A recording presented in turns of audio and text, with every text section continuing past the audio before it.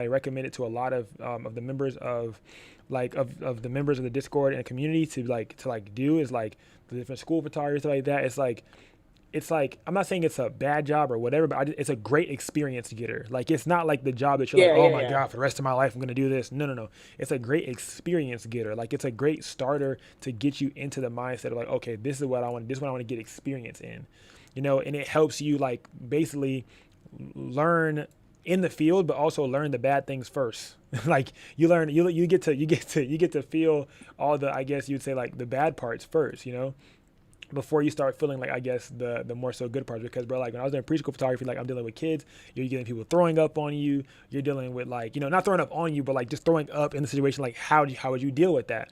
It's forcing you to learn how to keep your cool in uncomfortable situations. So now when I have clients that may trip over a backdrop or may drop something or may do something awkward, I have no humor towards it because I've dealt with kids. You know what I'm saying? Like, so it's kind of like, I'm saying, or you've dealt with events where worse things have happened. You know what I'm saying? Where you've seen worse things. So it's like you've experienced these things, and then now when it comes to you running your own photography business, it becomes so much easier for you to be able to do so because you already kind of went through the worst parts of it. Which is why I feel like, yeah, if you start off with events, like I feel like events is very, very helpful, and it fast tracks everything. Yeah, I feel like I can just like shoot and like Yeah, see what works, see what and see what what works. works, and see what that flow is. And then when you get to meeting people, Yeah. you start networking with them, you talking to them, letting them know who you are, and then your network starts to grow. And now you get to like see, okay, what is it that I actually want to try to do outside of events? What is it that I actually maybe see myself doing, or what other things could I do? Because I met this guy who does real estate, and he asked me, do I? You know what I'm saying? Like, bro, you're literally in a room with hella people that all have a different story. Like, and that's so much opportunity for growth right there. It's like just that alone, being in that same room as those people with like different stories. Like, there's so much opportunity right there. But I'm proud of you. Overly, overly. Thank you, thank you. I'm trying. I'm trying. I know you is, Chad. I know you is, bro. My graphics did not show up correctly. Oh my goodness, they're gonna throw me off right now, bro. What? Bro, my designs did not show up how they're supposed to be showing up. Bro, what? Oh man. Okay, this is, I don't want to say not good, but technically. Okay, I gotta like reformat it. I'm doing the slides right now. If y'all like, what the hell are you talking about? I'm doing the slides. We're trying to at least. I'm trying to make them to where they fit. I mean, shit. If y'all want to watch me do it, I don't really care. Hold on. Y'all could watch me like fix it. Oh well, I don't think I'm on there fixing it. I think I'm on. I don't think I'm on there. This is it. I gotta like try to fix this. Which one is this? Which slide is this? Slide 7? Nope. Is this one right here? Nope. This one. There we go.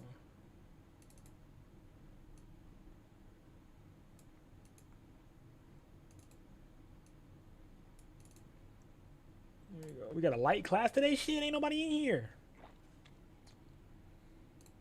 It's because you was late last class. See, boy, see people like, I'm gonna just be quiet because I can say some shit right now. I'm gonna be quiet. I'm gonna let you have that game. Let you have that. I'm gonna let you have. That was a good one too. That was a smooth one. You just threw it in there right there. It's good. Good job. Good job. I thought I just said congratulations to your ass. I really, it's fine. It's fine. All right, Nah, listen, nah. It's straight, gang. I listen. don't even want to hear it. It's fine, bruh. It's overly straight, bruh. Did you Literally, make the shirt yet? bruh. Actually, it's on my dresser on my desk. I need to get your address to be able to even send it. So yes, I did indeed. Okay, okay, okay. Let me see. But yeah, it's on my Yo, kitchen as long as I counter. got it before the meetup. I mean, you'll either get it before the meetup or the day of. So you can type shit. But yeah, nah, I got you. All right, cool, cool, cool. You'll definitely have it. I didn't forget about you, gang. Okay, more people coming. Humans, humans, humans, humans, humans, humans. All right, bro. All right, I'm low key about to start with that AI. For real, for real. When we get to 10, I'm about to like just start. What's up, TikTok and Instagram? Y'all watching in? Y'all over here peeping? Oh my goodness. Oh, go to YouTube. All right, let's see. Today's a light class. Like not necessarily light. I'm mostly going over lighting place. See, look, crazy ass. But I'm mostly going over lighting placement for real, for real. Because I feel like I kind of base the next classes off of the previous classes. So if I notice something like in particular that you guys were struggling on, I try to see, okay, boom, if they were struggling on this last class, how can I help them this class? Essentially, like, okay, boom, last class, they were like, oh, well, where do I place the reflector? Where do I place this? Where do I place that? I'm like, okay, bet, let me go ahead and place it for you. You know what I'm saying? You know what I'm saying? Hey, Taxi, I'm really confused. You uploaded a video an hour ago, but I already watched it and it shows YouTube red bar at the bottom of the thumbnail. I don't know. I don't know. It made it seem like you already watched it. I don't know. I have no idea. Probably YouTube probably bugging out because, hey, if you didn't, hey, go watch it though. You probably should still watch it. But I don't know. Maybe it probably bugged out. I do be uploading a lot, so maybe it bugged out. I'm gonna leave a link for you guys to join the Discord.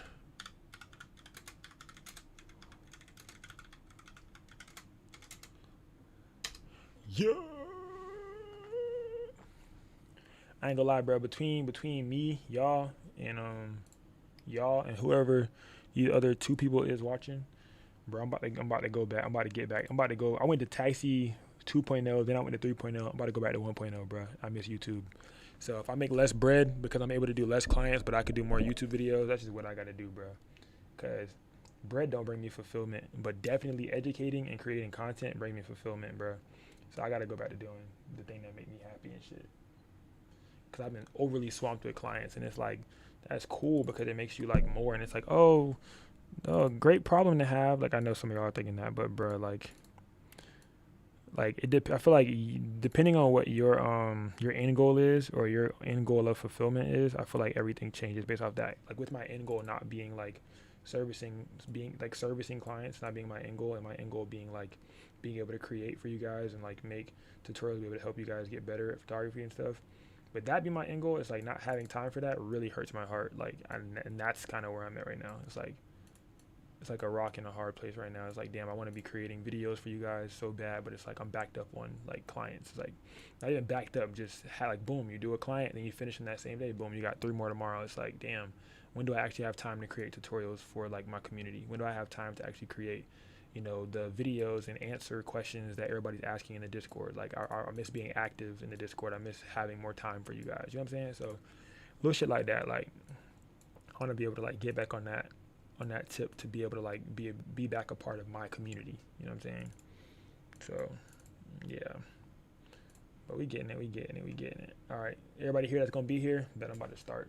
I just want to make sure that my freaking everything that I'm doing is like right, cause like some of my like I don't know why when I tried to re-export, like everything's fuzzy now. It doesn't look how I want it to look. Like, bro, I don't know what's going on right now, bro. Like, so I'm trying to see if I can make this look better, bro. Cause this is not supposed to look like this, bro. Is that slide 4? Like, it's not supposed to look like this. There we go. That boy Pack pulling up in the cut. But there we go. Thank you everyone who did their homework. I definitely graded it. I didn't. I think whoever turned in theirs today, I gotta still grade yours. But I graded people before as well.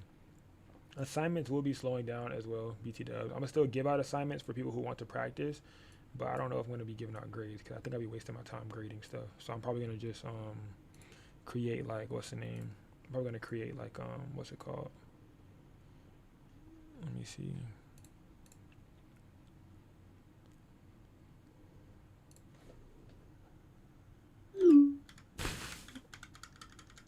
Could you go over like homework submissions live? Like, Nope, I wanted to, but it wasn't that many people that did it. So that's why I was like, because I was gonna do it last class, but last class was like 4 people. Oh no, it was well, like I mean, 3 people, I think. But I don't know. I feel that's like what it the was, class could be about still, though. I mean, it doesn't have to yeah, be the entire class, but like the stuff that they got wrong or whatever, we could elaborate on or something yeah. That's like why that. I just gave them private notes because I was like I still ended up giving them private what's it called? Still gave them private grade, like a private like message and stuff like that to make up for like not going over it in class. Plus, people were taking pictures of like their family members, so I didn't know if they wanted their family members on live. Can we still submit? Yeah, you can still submit. Let me see. Having to put.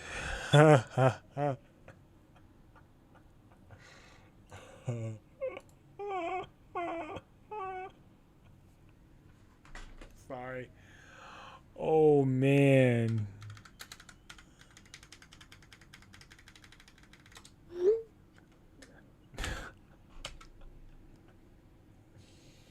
All right, I'm about to start. Hold on. I'm sorry, bro.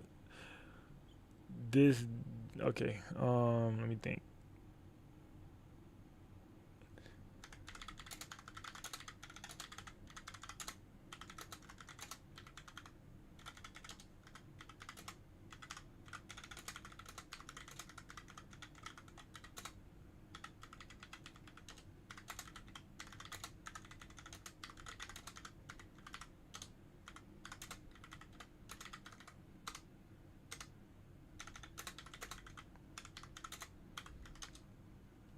All right. Sorry, I was being a mentor real quick. Apologize. Some funny shit had happened, but I had to like bring it back together so I could respond in a respectful way. All right, hold on, bro. This is gonna piss me off, bro. Because why did it reformat everything that I just did? You know what? Like what? Like okay, like y'all know how like you be in Canva and you be using Canva, and then like if you are on offline mode or something, and then you try to go back onto online mode. Yeah, that's basically I think that's exactly what happened. I think I was in like offline mode and then tried to go back into online, and then it's like it didn't save what I did offline. I guess because I was at Tropical Smoothie, ain't gonna lie, trying to get this made for y'all lad, and then I came back and I think it messed up stuff because like y'all, I don't want y'all to ask a slow question later and be like, oh, why is there only half of this over there? And I'm like, man, so I'm trying to fix it right now to stop y'all from asking that question when that time comes. Cause I try to create like lighting placement diagrams using this damn app that I was like talking to D about.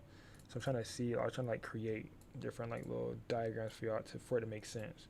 But it also kind of exported like low key, it exported low key like fuzzy. I mean, pixelated, I guess you would say. So we're just gonna see. But I'm trying to get better. I think you guys do like the new slide, the new way of doing slides lately too. So I'm trying to like create a new template to be able to keep just replacing the template and stuff like that. So we have like brand colors and stuff like that. So it all just makes sense when it comes to like doing the different videos for you guys and doing stuff like this for PNG Culture. So be ready, man, because I'm about to taxi 1.0 and we gotta go back to the roots real quick.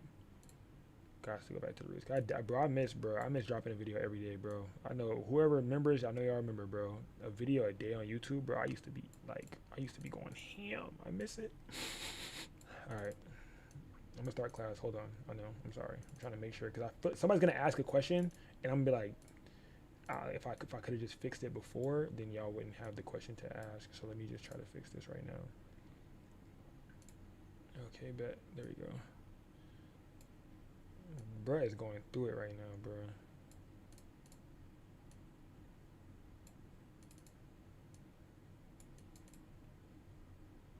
There we go. All right, last slide. I also probably made too many slides too, by the way, but it's okay. Oh, were you guys able to see the recent upload in the slide deck? Like, was you guys able to see the recording? Because remember, that was the recording that like stopped recording halfway through, but I ended up putting both of them together. I'm pretty sure you guys didn't watch the recording because you were in the class, obviously. But did you see it upload though? Like, did you see it? It was still uploaded, right? I'm trying to make sure.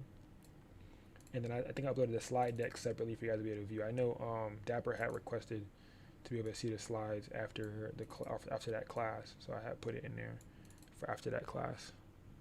Yeah, right. Y'all saw it, right? Okay, yeah, I see thumbnails. Okay, I see a heart. Okay, yeah, that was Dapper. All right, bet. All right, so today we're going over lighting placement. I could probably if I press present, it's not gonna allow me to keep fixing it after I press present. I just know that y'all are gonna ask this damn question. I'm gonna be like, type shit. I think I'm really talking so much because it's silent, and I think the silence is making me feel like I got people waiting on me, which I mean I do, but I think that's what's making it more like awkward. Like imagine a client doing a photo shoot right now. You know what I'm saying? I'm technically the client, and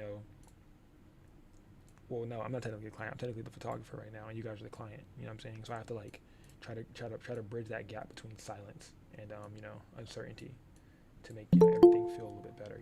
Inside of the chat and things of that nature. All right. Do you want us to talk to you while you figure it out? Probably. Y'all talking? I said, do you want us to talk to you while you figure it out? There we go. All right, bet. Sorry. I don't know. I don't know when this got muted. I don't know when I muted the thing. No idea. Oh. What's up, Dap? Yeah. Okay. I mean, do you want us to talk to you while you figure it out? I think I got it now. All right, I think I'm done. All right, let's lock in. Yeah. Today we're going over lighting and camera control. Lighting his present. Yeah. All right, bet. There we go. So today we're going over lighting and camera control. Lighting and camera control in general, like camera control, I guess more so about angles, not necessarily about your camera settings in particular, but more so going over the placement of your camera and things of that nature, like how to place your camera, where to place your camera. I'm gonna be going over different top views and stuff like that as well. So I feel like you guys do not have a lighting problem, you have a placement problem, right? Sometimes you have a placement problem, sometimes you have an angle problem, sometimes you have a control problem. Sometimes you don't know what to change in a specific session, right? Sometimes you're shooting and you're like, damn, sometimes you're shooting, you're like, damn, this doesn't look the way that I want. Maybe it's because your lighting is placed the wrong way, right? And a lot of the times we won't know that our lighting is placed the wrong way if we don't know that our lighting is placed the wrong way. So today I'm going to tell you guys why and how your lighting is placed the wrong way. Let's get into it. So you have to learn how to place and set up your lighting. All right, let's lock in. So this right here is, there we go. So today we're focusing on light placement. We're going to be focusing on how to use lighting with the reflector. We're going to be focusing on the sandwich method, which I told you guys a lot about, and I feel like it's one of the easiest methods to be able to use in photography in general. Like overall, I feel like the sandwich method is one of them ones, because I feel like I use that thing like daily. Honestly, I'm trying to see why is this not going away, bro? Like why is it doing this? It's like a red box around. There we go.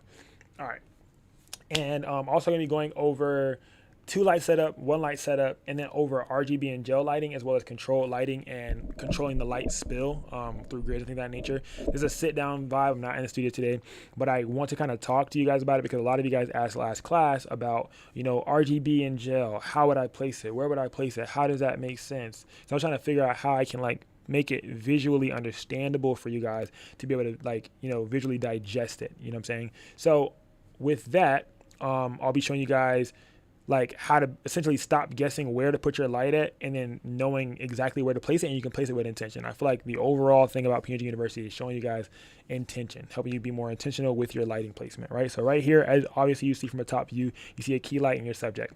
The background will be on this right side over here that you kind of can't really, that right side that you kind of can't really see, but that'll be the background. So this is going to be how we kind of view each of these today as we continue to go through. So you have your key light, you have your subject, and you have your backlight. We'll talk about reflectors, we'll talk about different methods and things like that as we continue. So right here we have your lighting placement and why your lighting placement matters. Lighting placement is not about the power, it's about the placement of your light, right? So the closer that your light is, regardless of the light flash power, it's going to have stronger shadows. We're going to have more shadows. The further away it is, the softer the shadows are going to be, right? So regardless of your light power, you can be at 1/64 and you could be close. You're still going to have strong shadows. You get further away, the shadows will get softer, right? They'll continue to soften. Obviously, lighting modifiers will change this, things of that nature, which is why things are called soft boxes and things of that nature, which is why you would use those, right? It helps soften that light, helps soften that shadow. You have an umbrella, it helps soften the light, helps soften the shadow, right? So it's about distance, it's about your angle, it's about direction, and it's also about the height, right? So I'll go ahead and make this bigger so I can actually see what I'm looking at, because I feel like my eyes are straining a little bit.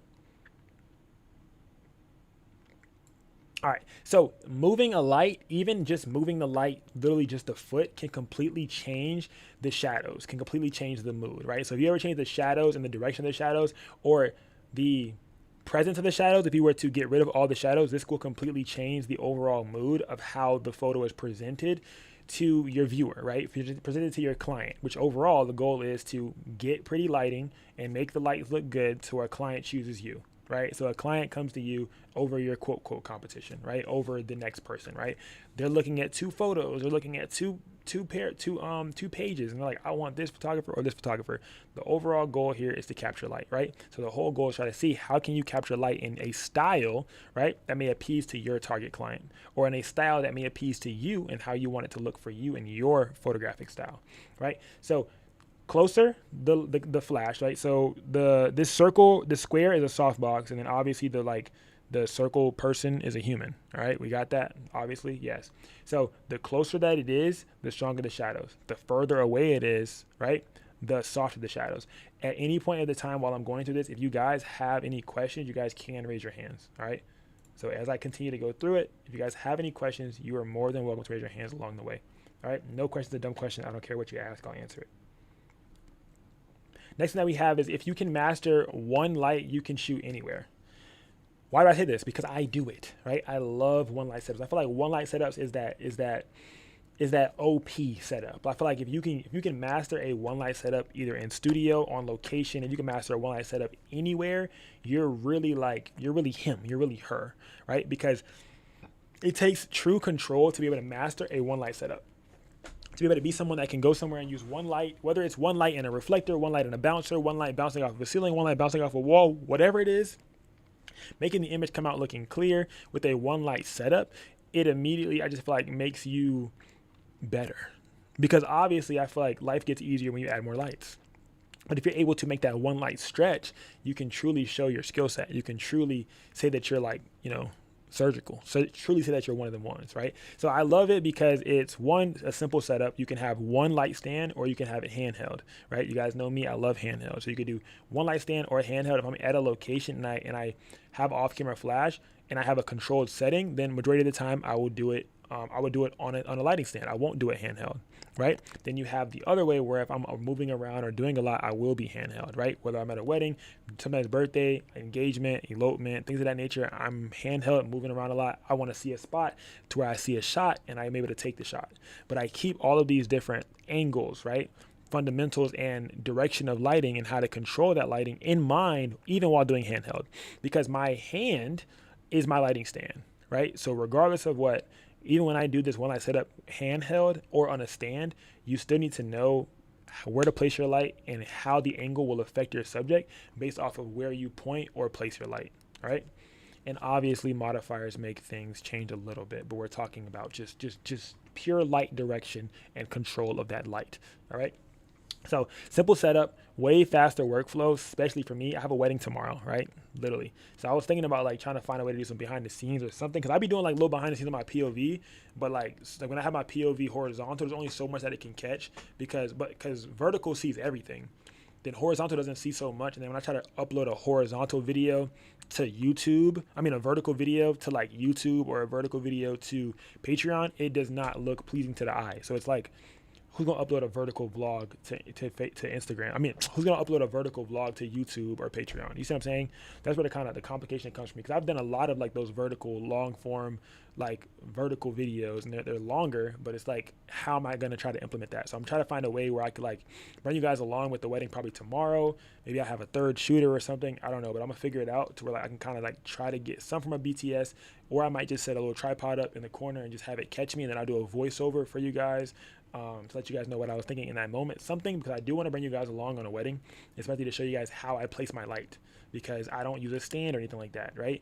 I am always handheld. I'm always using a different angle to get the light to show up differently when I'm using with my subject, right? And a lot of the time I'm using my dome diffuser as well, because I'll be popping it off the ceiling, or if I'm outside, I'm popping it off of my dome itself. I'm never usually really angling it directly at my subject. I'm kind of just bouncing and using the environment overall to make my images look clear. So that's on some wedding vibes, right? But simple setup, faster workflow, stronger understanding of shadow, simply because it's a one light setup. So it's a lot harder to beat out shadows with the one light setup. You have to be intentional with those shadows, right? Does that make sense?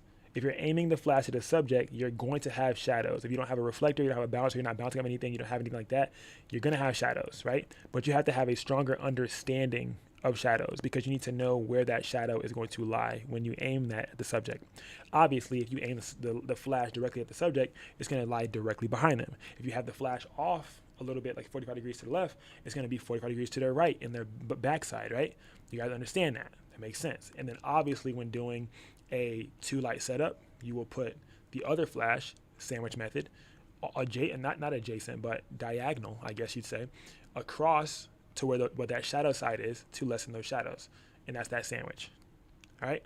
Then also you need a lot less gear when doing a 1-light setup. So I feel like everyone can start off with a 1-light setup, whether you have a V1, whether you have a TT600, whether you have a TT860 speed light that does the off-camera flash, whether you have a AD400, 600, whatever you have. If you have a 1-light setup, I feel like everyone can do that and can master it in a way to where now, if you master the 1-light setup, all you have to do is add additional accessories like a reflector, bouncer, right?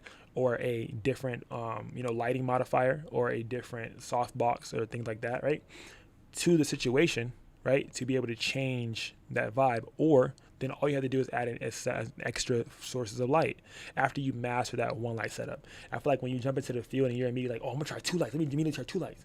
Like, yeah, 2 lights is great, but like if you can find out how to really master that 1 light and make that 1 light look how you want, you will have a stronger understanding of lighting overall. You will have a stronger understanding of how shadows work, of how to shape them, right? And the direction and how to control your lighting, right? Before you start adding 2, 3, 4, 5, 6, because things immediately get complicated when you start adding extras, right? Life gets easier because you have less light. I mean, you have more light, right? So life will get easier because you have more light, but that doesn't mean you understand all the light you just added to the situation. It's just bright.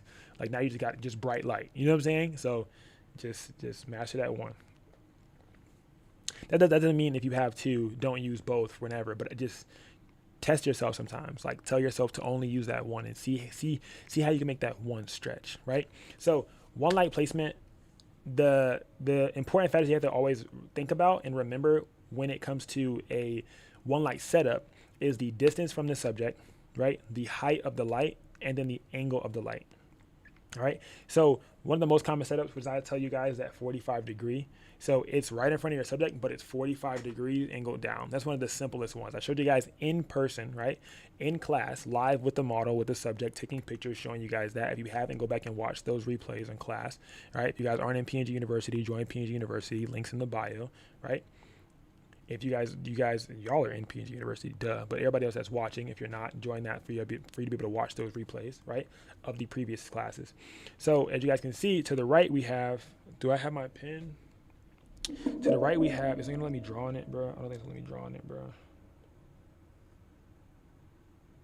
I forgot how to write. You know how you didn't write in like like a month or 2? Nope, we're just gonna go ahead. Leave that alone. All right, but yeah, the background's on the right side. Key light is on our left. Oh yeah, that pencil, eyeball pencil was dead. That's what it is. Key light's on our left side. And you guys, the distance, height, and angle are things to always keep in mind when doing a 1-light setup, right? So the height, I have it, like I told you guys, above their head, right? So I have it like a head above their head, right? Like height-wise. I don't have it crazy high. I don't have it like crazy far from them unless you have a specific lighting style or a specific style, I guess you're going for with the light. But I generally for an overall even image, if I'm using an umbrella, if I'm using a beauty dish, I will have it a head height above their head and about 3 feet away from them, and I want them 3 feet from the background. It's easy, right? I want that subject 3 feet from this background, and I want the light 3 feet from the subject, and I want them in the center, right? And then all you have to do is change your lighting power. All you have to do is you have a different modifier. Obviously, the bigger the modifier, the light's going to spread more, right? The smaller the modifier, the less of that light spread, right? We're going to get into modifiers in a minute. Does anybody have any questions so far about this 1 light right now? No? All right. If anything gets confusing, you can definitely ask to be able to help lessen that confusion. You want to lessen that confusion. Bet.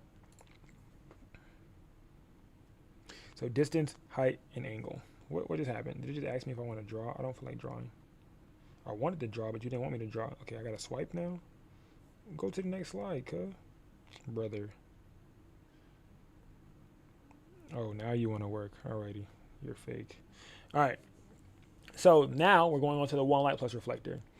Do not look at the placement of the reflector right now, okay? Obviously, I put the reflector there as an example, but obviously you would not put the reflector directly behind your subject because you do not want the reflector to be facing or in front of the background. This is to show you the distance of the person from the reflector if you're wanting to use a reflector as a second light, as a secondary light source, all right? So adding a reflector will allow you to control the shadows, right, without having to add another light source. So if I have, bro, let me draw. Can it let me draw? If I have, please let me draw. Let me draw real quick.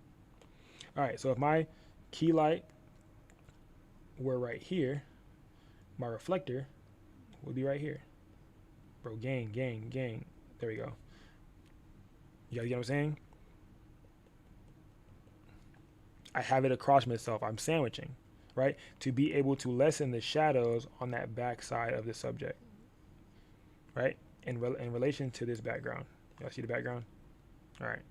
Make sense? Make sense? Yes. Cool. So if I'm using a one light setup and I'm wanting to light the back of the subject, this is where I'm placing my reflector, right? If I'm using a one light setup and I want to light the front of the subject, this is where I'm placing my reflector. I wish I had the color gray. I got the color gray in here. Low key. There we go. All right, because that placement of the reflector right here in front of the light, this is the top view, remember the top view, in front of the light, right, will allow me,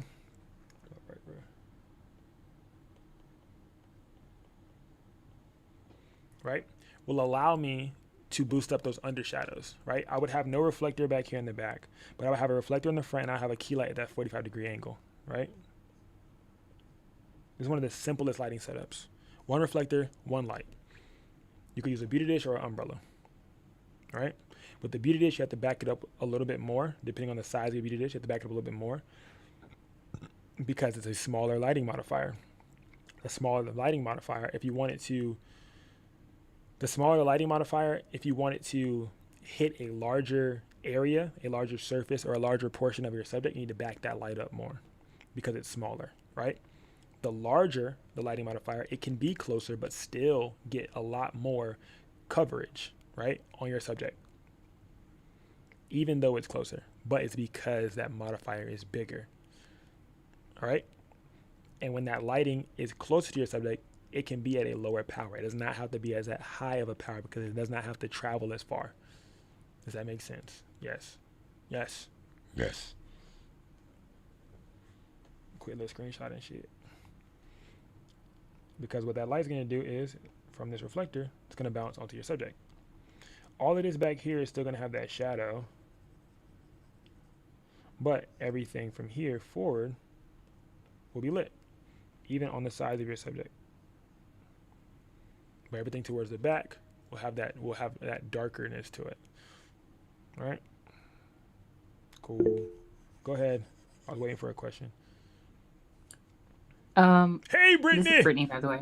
I actually tried to do a one light setup for headshots with someone, and I had my 8200 and an umbrella and my reflector, and she still had a shadow. So from what you are speaking, like what you're explaining, I had my light like above her head and the reflector underneath. But I should have had it to the side. Is that correct? Underneath where? That would have been the Underneath where? Underneath the. Was it on the floor or was it propped up on something? No, it was propped up, but it was underneath like the light. Yeah. So if you're okay, boom. So from a top view perspective, was your reflector underneath the light, as in underneath the light, like here, like under but below it, or was it underneath the light, as in like here? It was a little bit of the second. They were pretty close together because the light. Yeah. So aligned, you have to. Okay, I get what you mean. Right over her. I get what you mean. You have to give the reflector. You have to give the light enough distance to spill, because if you don't give it enough distance to spill onto the reflector, it can't boost up those shadows. So like for example, if you put your reflector like right below the light, even right here sometimes, a good amount of it will touch your subject, but a lot won't. You have to put your reflector closer to allow this light to spill onto the reflector and hit your subject. This is a top view. So you Okay. have to put it a little bit closer. So do I have a pop-up one? Hold on. I think I do. I just might have one. I thought I did.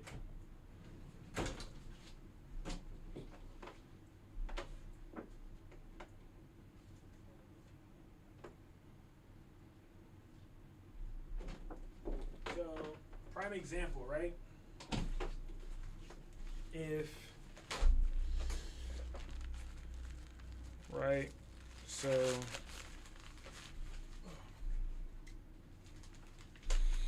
okay, y'all can see me, right? So, it's dark. This is my reflector. This is my AD200. Where is it at? Hold on. This is not my AD200 for real, but hold on. I like doing flashlights, right? So y'all know I like doing flashlights. So my 8200 is hitting me like this. Hold on, can I dim it? Hold on. All right, bet. My 8200 is hitting me like this. So for example, if I have a umbrella, it's gonna be wide like this. If I have a beauty dish, it'll be like this.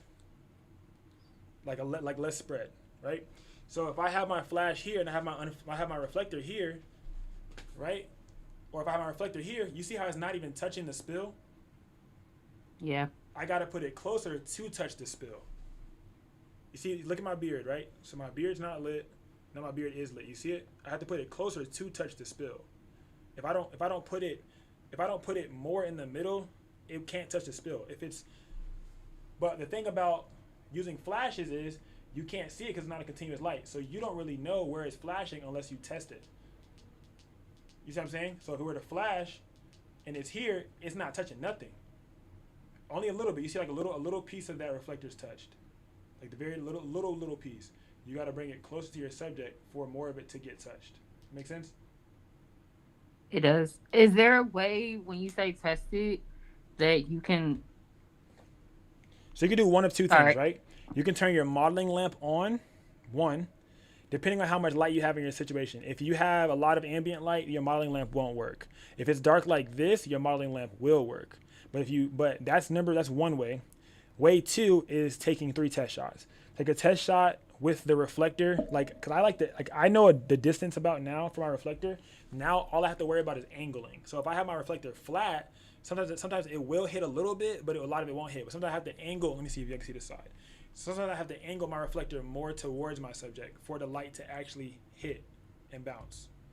So I would say take about 3 or 4 tester images. So let them know you're gonna take a tester to see the placement of the reflector. Like you could say that and it will help alleviate a lot of that nervousness or that awkward silence, rather than you just shooting and then moving, shooting. Tell them what you're about to do. So then you do it and they're like, oh, okay, she's testing the lighting. So you can place your reflector a few, 3, 4, 5 different places to see where it needs to be for you to get those shadows gone. Because a lot of the time your lighting is right, especially if your lighting's at that 45 degree. Do I have a beauty dish in here? No, I don't. I mean, I got one right here. But if your lighting's at that 45 degree already, right? Hold on, let me see. So if your lighting is at that 45 degree, right? If your light is at 45 degree, which would be like this, right? 45 degree. Am I in the camera? There we go. Everything's backwards. So if my light is at that 45 degree, like this, majority of the time my lighting's fine. Now my reflector's the problem. I have to change the distance of my reflector. You see what I'm saying? The further away it is from the subject, it's not even going to have enough spill to hit to even be able to get up. You can kind of see some of that kind of like bouncing. That make sense? It does. And so you would just basically shoot until, like the test shots, you would shoot until, I guess I feel like it's right, or like what I'm looking for. So the first 15 minutes of every photo shoot is the most important part. That is your tester. That's your trial. That's your icebreaker. That's that. I'm shooting until I feel like I got the shot, and then I'm gonna start hitting. My first 15 minutes is low key throwaways. So after that, like maybe not even 15, maybe it's 5, depending on how long your session is. If your session is 30 minutes, then your first 5 or 10 minutes is throwaways. Those are you getting to the shot. Right, so you're doing everything in your power, moving the lighting around, moving the reflector, changing the lighting power, things of that nature to try to get to the shot. And then once you've gotten that shot that you feel like has the shadows gone, things like that you like or that you need, right? Then the real shoot starts. You know what I'm saying? Got it. But you have Thank to you. add confidence to your client by letting them know that you're about to do testers. Because if you're tethering or something like that and they see bad images pop up and you didn't say the word tester, they're like, damn, this is how they coming out. They're going to immediately judge you. So you want it to like already be known that, okay, I'm about to do a few testers to get the lighting right. So if you see something pop up on the screen, don't do too much. I'll be doing little stuff like that to let them know, like, don't do too much. So now when it pops up, they're like, oh, okay, they're not caught off guard by super overexposed images or super dark images or whatever, because that's not how the final image is going to look. Right? So when you're showing them to your client, I would say get your shot first before showing them. Even if you say like, oh, I'm testing it, and you're not tethering and you're just testing out the images, you can test before you show them to get it to your liking first before you show them. But definitely it's probably your placement of your reflector. And sometimes it's the size of your reflector too. Sometimes we have smaller reflectors that we want to do bigger things that they can. You know what I'm saying? So like, for example, I can't light up an entire body with this. You know what I'm saying? I can't light up an entire body with the one that's a little bit bigger than this.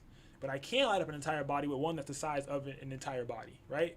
So it's kind of like that too. Like even with lighting modifiers, you can't light up an entire body with a beauty dish unless you back the beauty dish up to allow it to have enough spread. But you can light up the top of the body with a beauty dish. You can light up the entirety of a body with an umbrella because it's big enough, right? So it's kind of the same exact thing. You can't light up the entirety of a body with a small reflector, but you can light up the entirety of the body with a bigger reflector. And you can light up the entirety of the face with a small reflector. Like if it's just a headshot, I could do that right here. You can see it. You can see how it's reflecting the light off me. This right here is literally a one light setup right now. I turn my backlight off. This right here is a one light setup, so you can see how it's affected onto my face, right? And as I curve it, things like that, you see how it affects my face. But if I move it down more, it has a lot less effect, and it's only affecting my shirt. I need a bigger reflector to get a bigger portion of the body, right? Just for the head, this one's fine. But for the body, this one's not fine. I need a bigger one. And if I want the entire body, I need an even bigger one. Make sense? Yes. Thank you. You're welcome, girl. Somebody else raised their hand or somebody was joining class?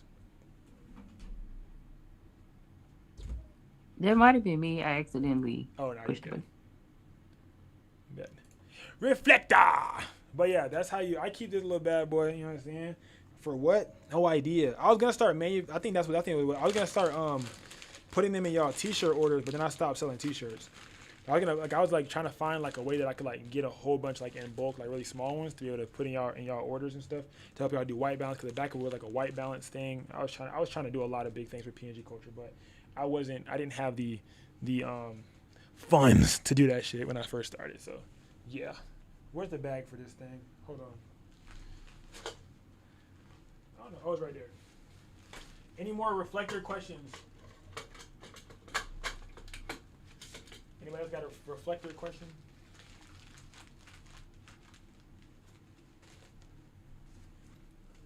No? Okay, cool.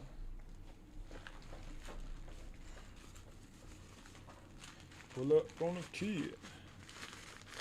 See, bro, this is a small, little, cute little bag. Like, just tough.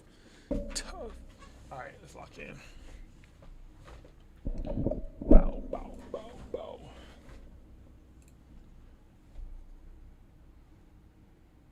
That. All right, so yeah, and that's like placement. So placement and size of reflector is going to matter. You have a smaller reflector, it's going to be able to only hit a smaller area. You have a larger reflector, it can hit a larger area. You have an even bigger reflector, it can hit even more. So that's kind of the same thing. Same thing with like modifiers as well. You want to have I'm trying to turn there we go. One that's big enough to light what you're trying to light, right? So in relation to this background, you obviously wouldn't have it here, but if you're looking to light the opposite side of the subject, you want the reflector opposite to your subject, right? So if I have my light hitting here, come on. If I have my light hitting here, I want my reflector hitting here. Same with vice versa. If I have my reflector facing here, I want my light facing here.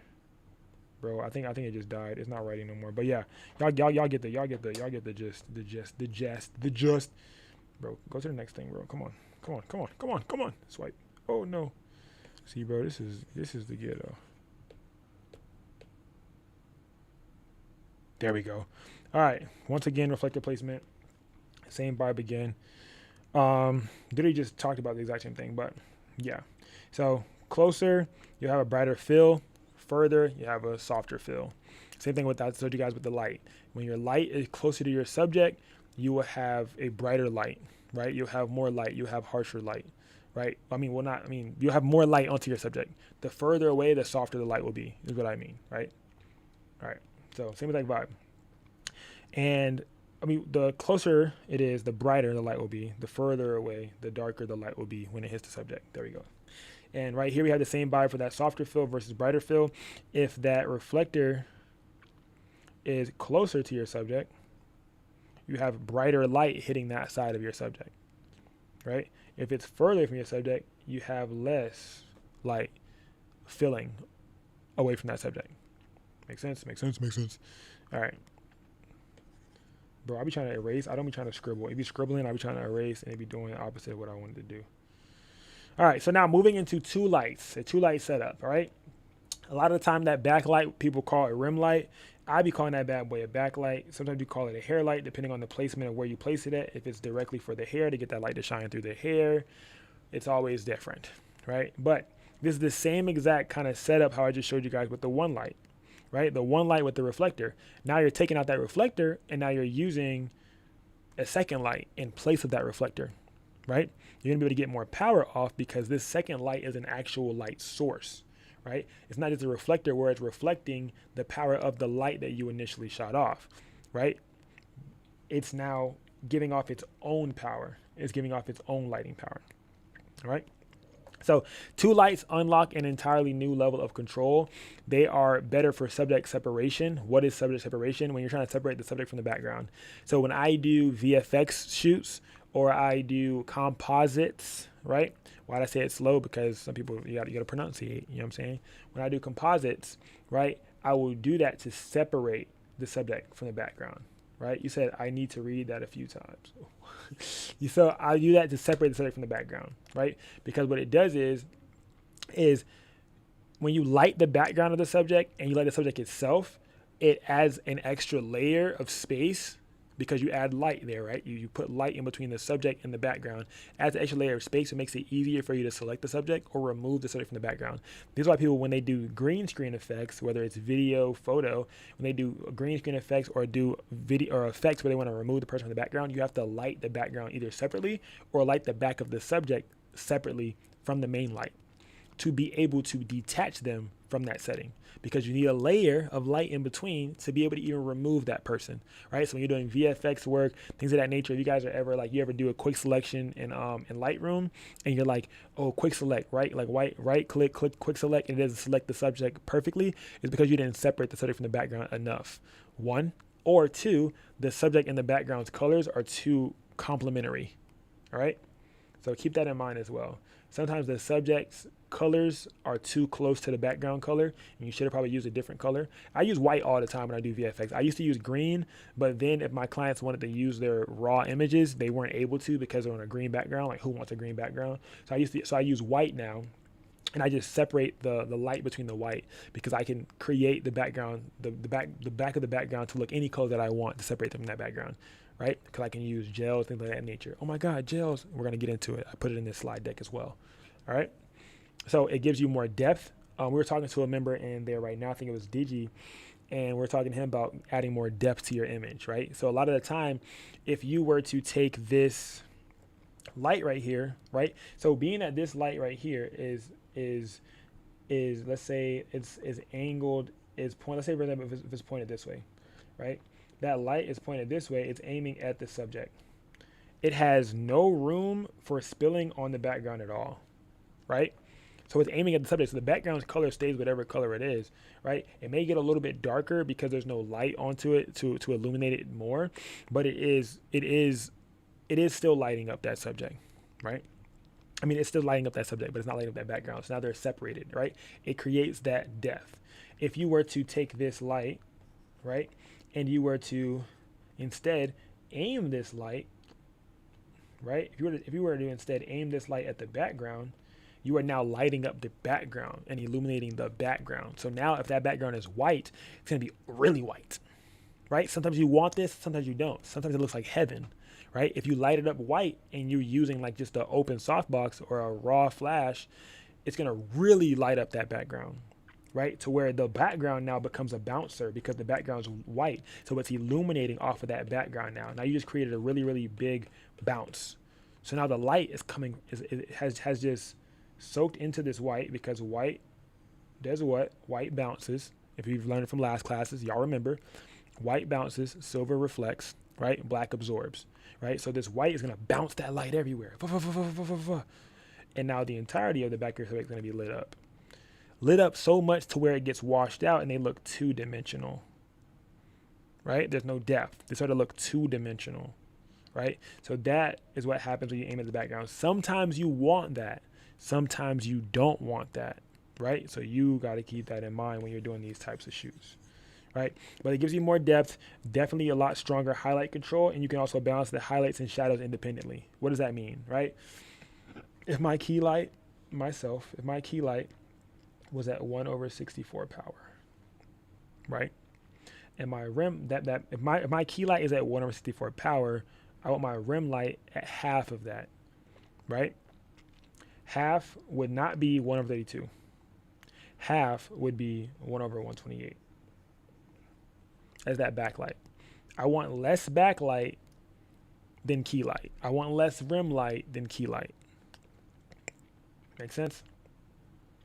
So another one, if I were to have this backlight, right, at, let's say 1/16. I want my backlight at half of that. Half of that is 32. These are fractions, gang. I used to say double, because when I said the word double, I'm like, oh, 32, 16 times 2 is 32. But it's not actually double, it's half. Because 16, fraction-wise, going backwards, is 32. Right? Because this number gets smaller and smaller and smaller as it gets bigger and bigger and bigger. Right? Okay, does that make sense? Anybody got a question? Pull up, hop out at the after party, you and all my friends, and you love to get naughty. Nope. Tired shit. Y'all ain't got no questions for that boy. All right, bet. Hold on.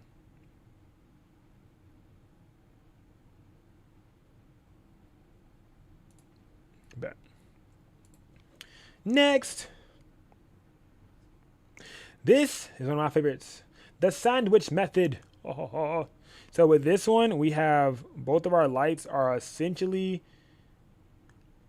I want to say diagonal. I'm pretty sure this is like the terminology is diagonal from each other with their subject in the middle. This is my sandwich method. Even if it's diagonal this way, no matter how it's diagonal or wherever each light is, your subject is consistently in the middle and that other source of light is on the direct opposite side. Why I love this so much? Because it gives you a backlight to give that separation. Bro, I'm trying to delete this.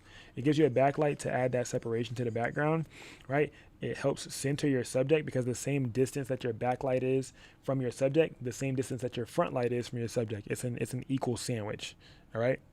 So backlight is half of main light. Yes, your backlight is half of main light, right? So if you guys can see, if this front light, bro, come on, gang. If this front light lights this much of the subject and it can touch this much of the subject, right? The exact sandwich of my peanut butter and jelly, right? We got PB&J, we got bread on both sides. Or if you want to do ham sandwich, you could put ham in the middle. This could be ham in the middle. Or what's the S word for meat? Cilantro. No. Salmon sandwich. We got salmon in the middle, right? And on both sides, the exact same amount of coverage on your subject is being given by each of these lights. So the exact same amount of coverage is being given by each of these lights, right? And with the sandwich method, you can do an equal power or less for the background when I'm sandwiching. So my background, I can have 1/16 for the front, and I can have 1/16 for the back. But I'm not going to make the back brighter than the front. What does brighter mean? The closer that this number gets to 1 is the brighter that it gets. All right? So if it goes 1/8, bro, I'm trying to draw and it's dying. 1/8, 1/4, 1/2, those are getting progressively closer to 1/1, which is one of the brightest powers, right? So those are the things that I try to stay away from, is putting my backlight as a higher power than my front light or my key light. I like to say back and front, because if I say key and stuff, sometimes like it'd be like throwing y'all off, because like I feel like a key light is a light based off of intention, right? A key light, I feel like, is based off of intent. Like I feel like your key light is like what you choose, right? I feel like the key light is your intent. So if you choose for that key light to be the side light or the back light, that's your intent, because the key is your main light. You know what I'm saying? So when shooting, your key light may be different than someone else's key light. I just know that my key light or my main light is always my front light, or the light that is in the front half of my subject, right? So we cut this, if this is the background, right? And we cut this subject in half, we say that half of the background from me and my camera, right? So my camera would be, bro, I'm not going to draw a camera, but my camera would be right here, right? And we split this in half. Then any position on this side is my front light, is where my key light is. And then anything on this side is my backlight, where my backlight is. And that's my sandwich, right? And then, oh my gosh, Taxi, well, how would you add a reflector? The same exact way. Bro, I'm trying to erase. They made me look not cool. The same exact way I would add a reflector before. So I have one of those. I would add my reflector right here to be able to light up the front side of that subject. And then I also have this backlight lighting up that backlight of the subject. Go ahead, Carolina. Hey, in your opinion, would you say that rim lights really make a difference? Yeah, they really do. Like, especially like that. I don't know if you hear that one class where I had the live model and I showed you guys how it looked when I took a picture without the front light and then I turned the front light on. Or no? Yes. Yeah, right? Yes. Okay, yeah. So definitely make a difference. Because you can see it's a subtle shift, but it's kind of like, for example, when you're editing in Lightroom and you go up on the sharpness by 5%. Everybody else might feel like, oh, damn, it don't do that much. But like when you look at it, it's like, bro, I can really see it. You turn it on and off, turn it on, turn it off, turn it on, turn it off. You can really see the difference. Or if you go up on the saturation by 5%, you can really see the difference. Or you pull down those oranges in the skin by 5%. It's subtle, but I feel like it makes all the difference. I feel like it really does make a difference. Even with it being subtle. Yeah. Even with it being subtle, I feel like it does really make a difference. Especially like if you're doing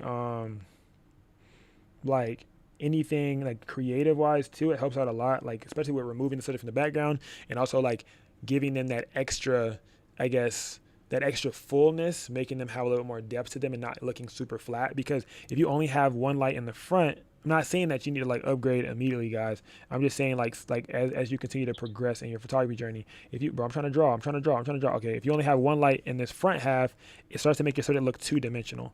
Like if this light was non-existent, right, and you only have one light casting off to the front, right, or not even, let's say for example, this light is, brother, let's say this light is coming from right here. Let's say this light's not here right now, bro. Come on, gang. Say this light is coming from right here. It's a front light setup, like how I give you guys for your homework, right? So a front light setup, and it's coming off and hitting directly at the subject. They start to look 2D because it's them in the background. It's like the background looks flat, kind of like how we saw today with one of the members in their expert critique. They had that super front light. It was really, really lit, and it started to look very 2D. It looks flat because there's no light or anything that's disrupting the background. It's literally just the subject. It hits the subject and then it hits background, but there's no light in between here to disrupt that separation or to create any form of separation to make it seem like they're, away from the background. So I feel like it does make all the difference because it adds depth. If you don't have a rim light or a backlight, you don't have depth. If you don't have a reflector or a bouncer or something back there to be able to help, push that light more forward to create the simulation of a backlight, then you don't have as much depth in that background. Make sense? Gotcha. Yeah, I was gonna say, I guess shooting the light at the actual backdrop itself, even when it's black, it still does make a difference as well. Yeah. If you're not directly shooting it towards the subject. Yeah. Definitely. So. Definitely. No, most definitely, for sure it does. It definitely does. And then like even if you were someone who wanted to go even crazier and get another light, you could have this light pointed at the subject and you could have a second light here, right? This is what this is like the one 3-light setup that I will use when I have a 3-light. Is I'll have that second light, bro. Like they messing up my sketching. I'll be mid sketch, and they be like, yeah, nah, buddy. But I have my other light right here, and I have this aiming at the background. So I've done this as well, and I'll use like a RGB or something like that to aim there, or I'll use a it'll be like a RGB. It'll be another 8200. Majority of the time, it's always another 8200 as well. But if I'm doing something creative and I want it to be a color in the background, then I'll add like a gel on there as well. Or if I just want it to be a light background, I'll have this aimed at this subject. I'll have this front light aimed at the subject, and then I'll have this aimed at the background. Now it's a 3-light setup, and it looks overall clear. There's no shadows there's no shadows on the actual background. The background's not darker than it looks in real life, because when you only have the backlight on the subject and the front light on the subject, then that background paper fabric, whatever, will seemingly to look darker because there is no light designated to brighten that up.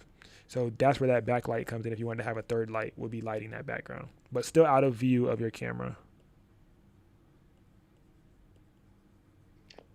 Nice. Thank you very much. You're welcome. Any other questions from anybody else?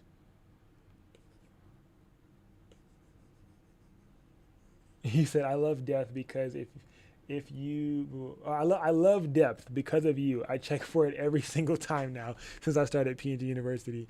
Bro, I ain't gonna lie, depth brings something to life. I feel like it just makes it feel like it stands away from the actual, like from the canvas. It makes it come out the canvas. Question, do you feather your lights on the human or the background? D, you're at work, you could definitely speak, but on the human or the background? I mean, yeah, you can. I mean, but like, it depends on what lighting modifier you're using. You know, like, because on some butterfly vibes, like, it depends on the lighting modifier that you're using. Like, I don't feel like you can or should feather with any lighting modifier. Like, if you're using a umbrella, then I would say feather. But if you're using like a beauty dish, then I don't feel like you should feather it, unless you got like a ginormous beauty dish. But if you're using like a deep dish softbox, the deeper the softbox, you guys are like, oh, what the hell is a deep dish softbox? So there's some softboxes that, let's say for example, this is the front of the softbox, right? And this is the back of it, and all of this is black, right? This is a softbox, right? Then you have other softboxes that are like this. I'm working on an ebook. Oh my God, it's gonna be called the PNG cheat sheet. So like, I'm trying to like put everything in there that I've taught you guys like so far for you guys to be able to have. All right, and then you have a deeper vibes that's like this, right? So this is more directional. So trying to feather this is kind of like slow because there is no spill. You know what I'm saying? Because it's so deep and directional. The light comes in here and it bounces back and forth until it comes out. So there is no room for oh my gosh, it deleted it. But there is no room for spill. But with this one being shorter, as the light spreads, it can spill. It spills more than this one were to, because it's deeper. So if you're trying to like feather a deep dish, it's not gonna work. But if you're trying to feather a short dish, it'll work. Go ahead. I was trying to read I don't know where I was trying to look, but go ahead, Carolina. You may have answered this already, but is there like a difference with continuous lights being used as rims, fills, or for the back in comparison to like flashes? Wattage output. It's always gonna be wattage output, because like wattage output is gonna always be the thing, because like the distance that it's able to travel won't be the same as a strobe, because the strobe puts all of its power into one singular flash, and then you have a continuous light putting all of its power continuously through a continuous light source. So it's like constantly trying to travel far to be able to hit its spot. So if you were to use a continuous light as your background, it will be beat out by the strobe. You would still see some of it if you're using a softbox, like to be able to like aim at the subject. But if it is a much lower and not competitive and it's not a competitive watt output, you really won't be able to see it. So for example, right, throw some math at y'all real quick. So if you have, let's say for example, I have the 8200, right? 8200 is 200 watts. And then if I have my my SL, which I have in the studio, I have an SL60W, right? So that's 60 watts, right? So now if I have this is 200 flashing out, and then I have my back one is 60 watts flashing out, you're really not going to be able to see it because there's a whole, what is that, 140, 140, 100, bro, come on, gang, come on, let me draw, 140 watts coming at it. So it's beating out. It needs to be at least equal to the same amount of watt output for it to like really make a difference. Because So you can see it, but like you really can't. Like it's not enough to be like, oh, this should be it over using something like a MS300, which is cheap as well. You know what I'm saying? Over something like a cheap MS300 or another 8200 or SL, even a V1 is a better backlight. Even though it is 67 watts, it's not continuous light. So continuous watts are a lower quality of wattage than strobe watts, because strobe watts put in all that power at one time and it can recharge, one time recharge. But when it comes to continuous 60 watts, it's working way harder to try to keep that 60 watts up because it's on the entire time. So if the softbox continuous lights things, majiggies, they're not that powerful, it probably wouldn't be beneficial to have them, I don't know, let's say like 1 foot away from your subject, at minimum, because they're so weak. I get what you're saying. Like I don't know. Like I don't think it would be helpful or hurtful, for real. Like I don't know if it would be helpful or hurtful. Like I You feel think like it would fill like? Because I know what you're saying, like how Yeah. the flash might cancel it out. Because if you have because like boom, what I can say is if you have a 60 watt, so that's 140 coming. If you have a 60 watt here and you have a 60 watt here, now you have more competition because it's 120 watts from the back. You have more competition for that 200 watts. So I can see that being where like it makes it, but I know what you're saying, like the light distance, if it's closer, it should have more of an impact onto my subject, right? Like you should be able to actually Right, like see a it more, sandwich. be able to see more of my subject. Yeah. So if it is closer, you will. It'll just be more of, I guess, an uncomfortable situation, like depending on how close it is for the subject. Like if that bit like right here to me, but like I definitely get what you're saying. Yeah, I definitely get what you're saying. But what you have to worry about too is if it gets too close to your subject and your softbox looks like this, or it's like too overbearing on your subject size, and you have your 80 there, you have a softbox here, let's say, and your softbox from your continuous light and your 8200 is flashing off, the shadow of here is going to cast onto your subject. You got to think about that too. Like the shadow of the softbox, if it's too close, may cast onto your subject depending on your lighting modifier. So that's something you got to think about as well. So if you have like a dome, even if you have a dome modifier, like it would still cast onto your subject because the light is coming from one direction.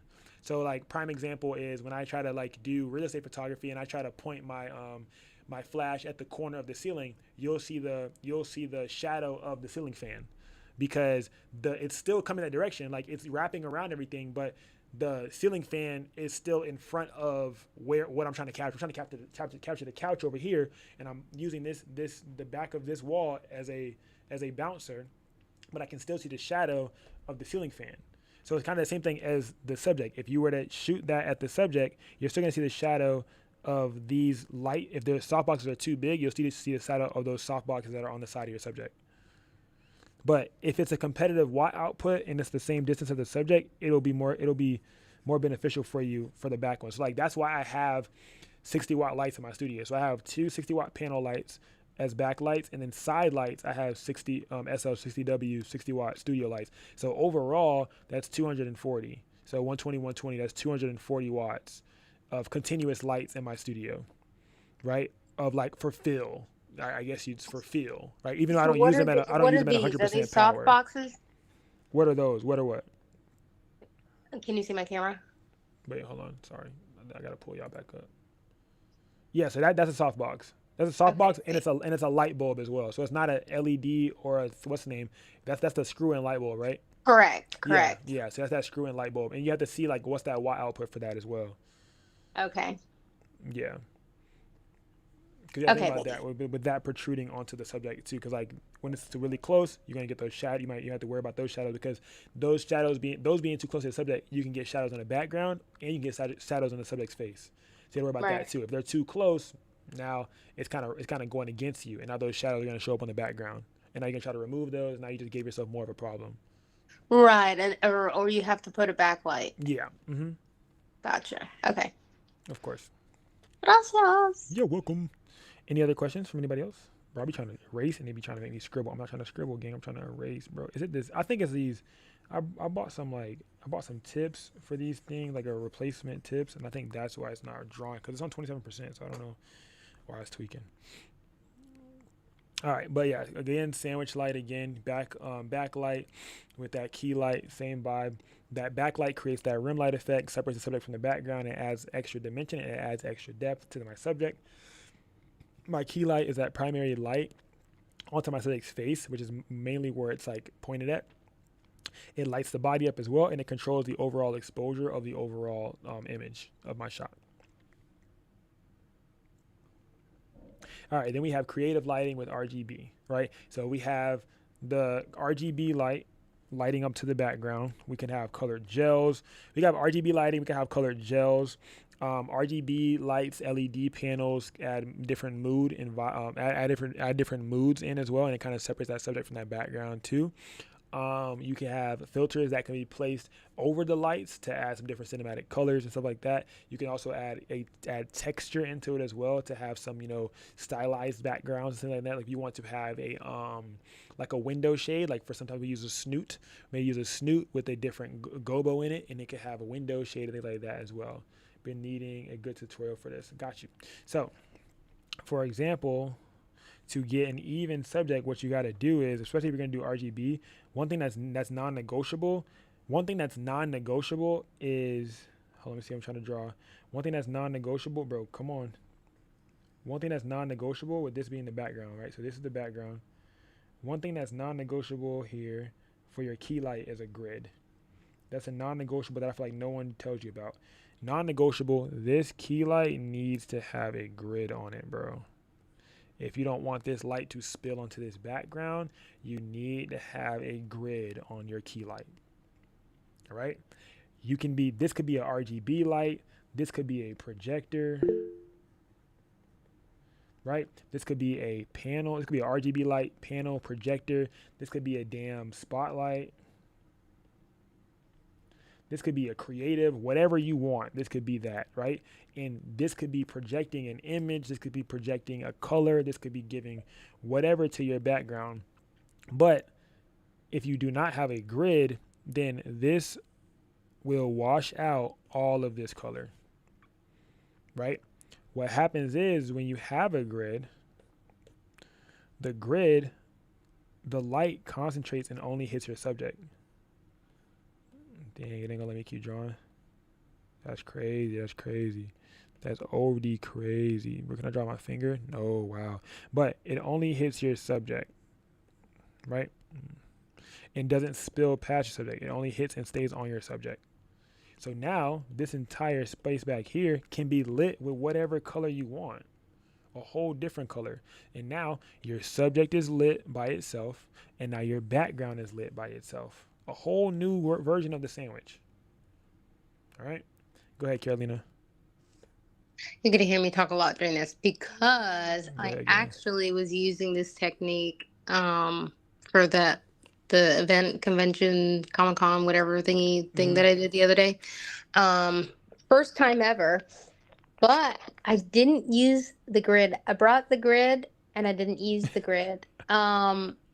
I know, but I totally agree that it definitely washes out the color. Yeah. But at the same time, if I used the grid, I don't think I would have gotten any colors on their faces. The colors would have been isolated just to the backdrop. So like I had one RGB on one side, one on the other, facing subject and background. That comes with placement too. So if the RGB wasn't facing the background and I had the RGB, I had the RGB here and it was spilling in a direction to where it would kind of, some of it would hit her and then the rest would hit there. And I have an RGB here. And it's like directly, this is a top view. Remember, this is a top view, y'all. So the RGB, some of it hitting the subject and some of it hitting there.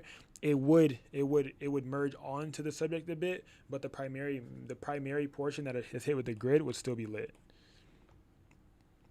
And with the grid, it would have allowed it to be more concentrated in color.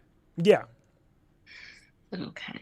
And you can also use, even like if you had grids for your RGBs, or if you had things of that, like grids with the RGB or a grid with gels, things of that nature, still also as well can also do the exact same thing that a key light would do. So if you have a grid with an RGB light or a grid with a bicolor light, the exact same thing will happen as well. So I will use a grid with like a bicolor light, which means that it just does warm and white tones. Like it only goes through kelvins, right? So I'll use that, and I'll have that grid like today, like literally like today for a session. I'll have that grid, this light with this grid aiming at the back of the subject, right? While I have this light at the front aiming at the front of the subject, and this whole portion, bro, come on, gang. And this whole portion from the subject from right here all the way to here is the color of that back. So even a portion of the front of that head of that face is the color of the back, while this is concentrated on the grid. So they're still totally separated because of the grid. So if it could be a constant light with the grid. So like for me, this light that I was using in the back was a constant light with a strip box. It was a strip box grid, and I wasn't even using like a real life constant light. This was the MS300 modeling lamp. The MS300 is like a $100 light, but it has a modeling lamp on it that's warm. It's a warm colored modeling lamp, and I was just using that modeling lamp to light the back of my subject today. Gotcha. My RGBs have I don't know what it's called. It's kind of like a panel, like these like flaps. Mm-hmm. So like you could direct the light, kind of, but not really, but kind of. Whoa, you. Gang, this is crazy. Okay. Yeah, just vibe. Bro, that was actually insane. I was trying to show you something, but it just went OD crazy just now. What was I trying to show you? Oh damn, I'm pressing the wrong thing. Is it gonna show up? So I'm trying to show you something, but I think it's about to like tweak out if I'm trying to. Bruh, it's about to tweak out. Yep, I got the spinning. Hold on, just vibe. Okay. The Wheel of Doom. All right, so obviously not like, hold on. All right, so I did this today with the grids. Hold on, I'm trying to show you a better version. These are raw, so like they might come out looking dry, bro. Hold on, bro. This is my first 15 minutes of photos. Just vibe, just chill. Careful with the style, you know. All right, let's see.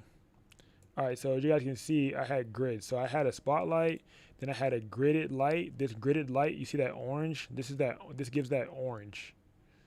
That's still getting onto her, like it's still coming onto her. So it's still gonna be seen in the shot. You see what I'm saying? And then my main light is giving that snootesh. Right? Then I even have another light right here, like I was telling you guys, this is on right now and it's aiming at the background. So this is a light that's aiming at that background. Did I take a video of it? I think I did. Hold on. Are your lights off in the studio? No. My so you can see in this one right here. Hold on. These are the SL60Ws I was telling you guys about. I'm about to show you right now. So I have 4 continuous lights up in the studio. They're not all this, you guys. So you see it right there. So that's that SL60W right here. You see it? Y'all can see it, right? Okay, bet. Yes. This is that front light, like I was telling you guys. This, you guys, is reflective. I gotta pause it. So this is that. I have a light. I have this one right here in the back. This one in the back too.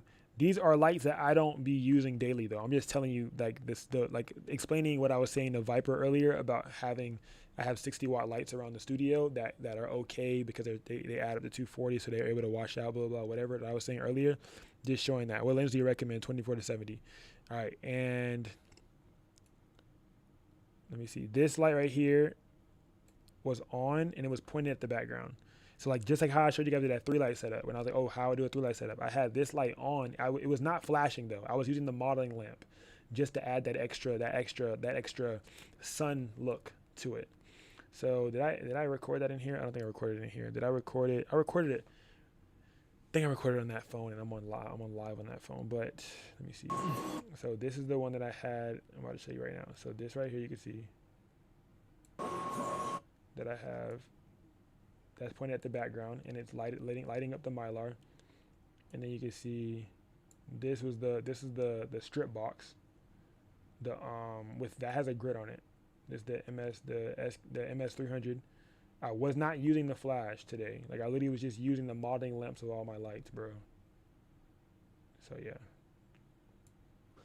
So, hypothetically speaking, look at the camera. With this photo, right? So this photo had the RGB light pointing this way. If I had a grid on my flash, you're saying she would not have been red, but this would have maintained redness? I'm about to tell you right now. If you said, okay, yeah. Her, if you had a grid on your flash, her face wouldn't have been red. It's not that red either. I don't know why it looks that red, but it would have been less red though. Yeah, it would have been less red. But the side of her would have, like her shadows would have been red. Like the shadows of her that are on the adjacent or away or not in the eye of the grid would have been red. Mm-hmm. So I've set it up to where like I'll put a RGB behind my subject to hit their shadows. So now when the light hits my subject from the grid, then whatever the grid can't see is what's going to be red.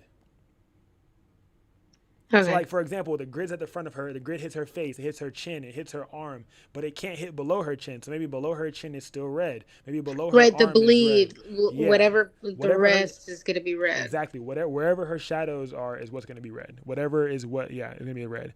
I can't wait till you come to Arizona. I'm going to be there on the 19th of May. Go get your ticket per Taxi PNG. I think it's Eventbrite / Taxi PNG or something like that.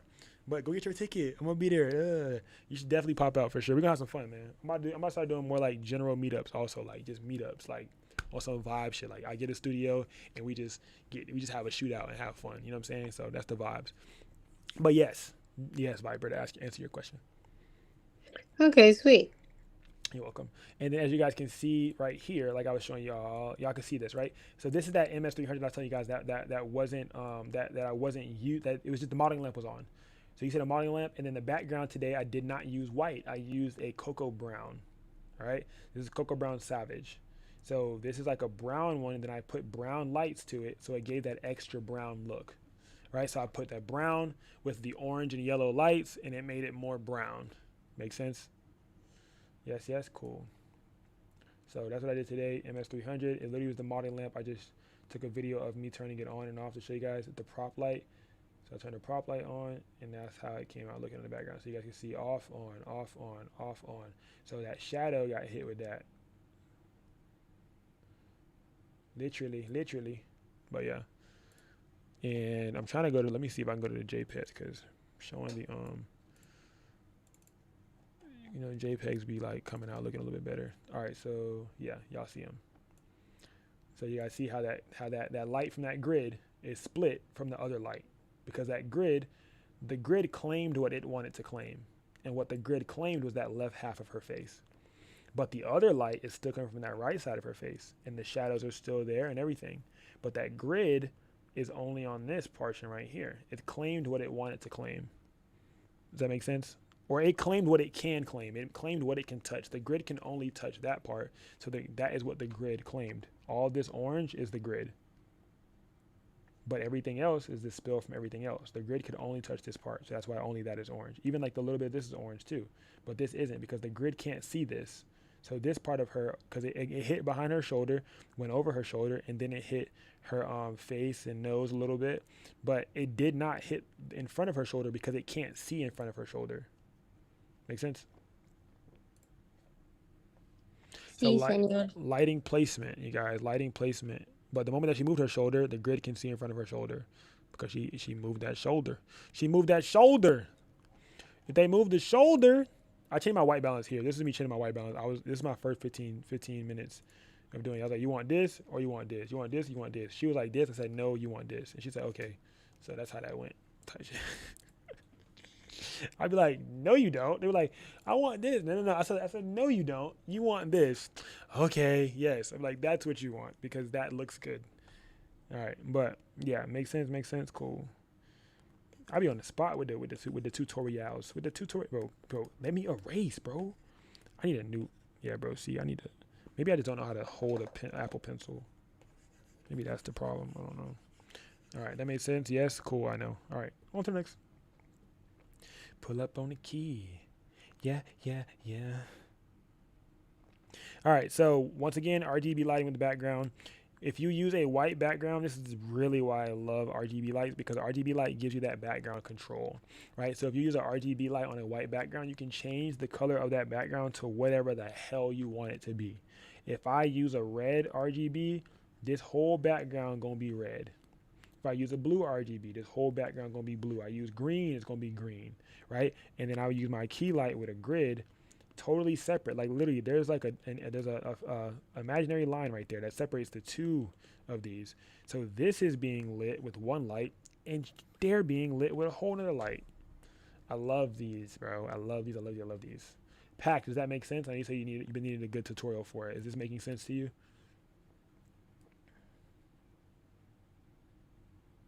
Yes, sir. Okay, bet. Just got a booking come up. Gotta go get that money, gang. Go get that money. Just come back and watch the live replay after you're done and shit. But yeah, so it allows you to have a lot more creative fun, a lot more creative color control, a lot more separation. Keeps your subject lit completely separate from the background. RGB lighting helps you have, maximum control overall. Maximum control. Do you do lifestyle shoots? Yes, I do. Do you do lifestyle shoots based in Orlando? Yes, we can make it happen. Yeah. DM me or text my booking cell 561-770. But my you can, yeah, I do though. If you go to like one of my recent posts, you can go to the bottom of the recent post and you can text the booking cell and we could start planning your session. But yeah, I do definitely do lifestyle. You said you're in Orlando for the weekend. Yeah, most definitely we can make that happen for sure.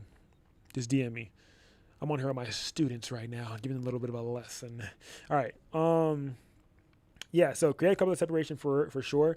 Another tip I would say too is to keep your subject lighting completely separate from the background, right? So literally that's what that dot is, the dotted line is that separation. So you could be in studio or you could be on location, right? Oh my God, what do you mean on location? If you're using a 2-light setup and you're doing a grad session and you light the background of subject, maybe it's buildings, maybe it's a fountain, right? Maybe you're pointing the light at the fountain and then you have a grid on your subject. Whoa, Taxi never thought about that. You're welcome.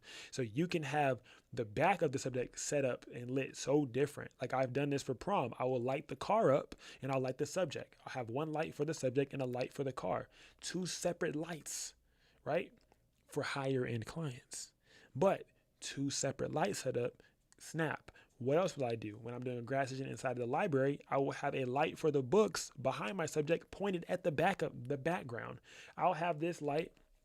I don't have this light behind my subject pointed at my subject. I have this light right behind my subject pointed at the background to light the background. So I have that separation. It's lighting up the background of my subject, having total separation, right? And there's texture in the background. What is texture, Taxi, right? The books of the library are texture. The buildings, right? If you're outside doing a session are texture, right? The car, that's texture. That's texture. Anything that's not a flat wall is texture, right? Anything that's not a flat wall or flat paper backdrop or a flat fabric backdrop is texture. That is all texture. I'm always in Orlando, but I'll be there March 12th, 13th. Oh, that's like tomorrow. So let's make it happen. That's like in 2 days. That's tomorrow. I got a wedding tomorrow though, no cap. I ain't gonna lie to you. I got a wedding tomorrow. But we could definitely do it Friday though. Friday the 13th. I might have to get me a tattoo because Friday the 13th. Y'all know how we do. Brr, brr, brr. All right. I get a tattoo every Friday the 13th, bro. No cap. Sorry, I'm talking to myself. But yes, that makes sense. Yes, cool. Yes, cool. So whatever you're doing, if you're doing real estate sessions, if you're doing photos of houses, you can do a 2-light setup. You can try that out to be fun with it. Light one thing with one light at half the power, and then light something else with a second light. Like the subject, like the thing, like the primary thing you're caring about with the second light. Can you skip to the next slide? Once again, using gels, the exact same vibe again, but now we're using gels and flash rather than using RGB. Same thing I showed you guys before. You will wrap don't have it in here, but you will wrap the flash with a gel to be able to emit that color onto that background. With gels and a white background, you can have any color in the world that you want, right? You can create any color on that background with gels. Like, it's so fun. I dropped the video tutorial on the Patreon. If you guys haven't seen it already, it is on Patreon for you guys to view. All right. So it was dropped on the 1st of this month, on March 1st. It was dropped at like 2 p.m. on March 1st, right? Of me doing a gel light setup, right? So definitely check that out. But you can get cinematic colors for sure. You can get creative portraits, and you can have very stylized lighting. Right? Stylized. What you mean by stylized? If you want to have a gobo, oh my God, Taxi, what's a gobo? It's a stencil. It's essentially a stencil that you want to have into the background. Especially if someone has like a spotlight on the background that maybe have a heart in it, or it may have, a fake window, stuff like that. That's that stylized lighting. All right. Makes sense. And then once again, even with this, you are separating the way that you light it. You light the background and then you light the subject. Right. If you want to get even cooler, you can go ahead and put a second light right here and have that light the background as well. Okay. Yeah. Bruh, come on, gang. Come on, man. Boom. And then controlling light spill is using grids. Without the grid, the light spills whatever way it wants to go. With the grid, it's a very, very tight beam, and the light cannot spill, and it will not spill. Right? So RGB or gels will bleed onto subjects. Like, this is the problem. It can bleed onto their skin. It can bleed onto, it can combine different lights together, with which they usually call contaminating the light, because two lights that you don't want to merge together is contamination, is cross contamination. So it will contaminate those two lights, right?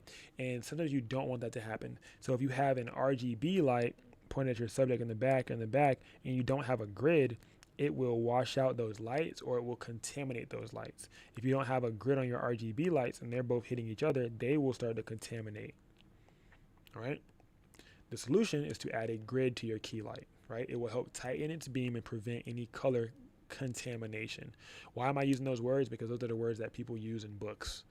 Those are the words that they use in the photography books. So I just want y'all to know what they mean.